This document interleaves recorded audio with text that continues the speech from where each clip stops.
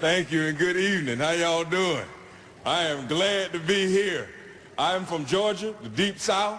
I live in London, and thanks to comedy, I travel around. I get to meet people. I learn things. I mean, thanks to traveling around, I have gotten over my fear of white people, because I grew up in the Deep South, and my father, my mother, they were afraid that something bad was going to happen to me because I was too familiar with white people, especially white women. My father, every day, don't be talking to no white woman late at night, and don't be caught nowhere late at night with no white woman, and read To Kill a Mockingbird, read To Kill a Mockingbird. And I was scared, man. I remember when I first got to London, I remember the first time a white woman asked me out, I reacted like a runaway slave. Would you like to come out with me for a drink? Girl, you better hush your mouth. Shit, woman, you gonna get both of us killed. I done traveled around and I done seen some things. I got arrested and fined in Amsterdam. Who the hell gets arrested and fined in Amsterdam?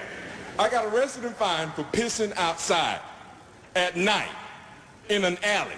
I got charged $100 for pissing outside. And the sad part is, I could have spent $30, pissed on a hooker, and nobody would have said shit to me. But I'm a menace to society now. But I don't learn lots of things, man. I learned about gay men.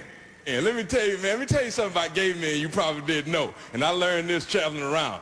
Sometimes gay men, when they be in groups, they like to intimidate. They like to pick one man who is clearly heterosexual, flirt with him, and they know that the average heterosexual man, they'll be intimidated. They'll be like, oh my God, those gay men are flirting with me. Maybe they think I'm gay.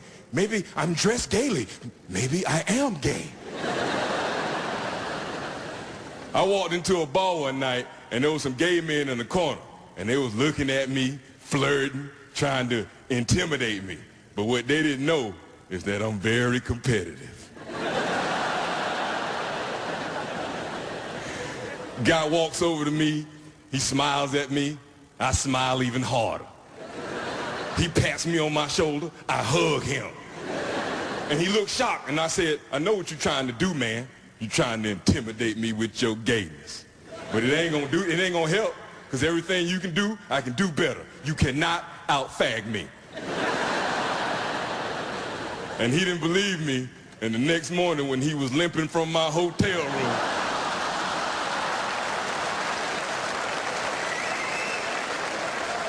he knew who the man was. My name is Reginald D Hunter. It's been a pleasure trying to entertain you. That's a wrap. Ladies and gentlemen, it's David O'Doherty!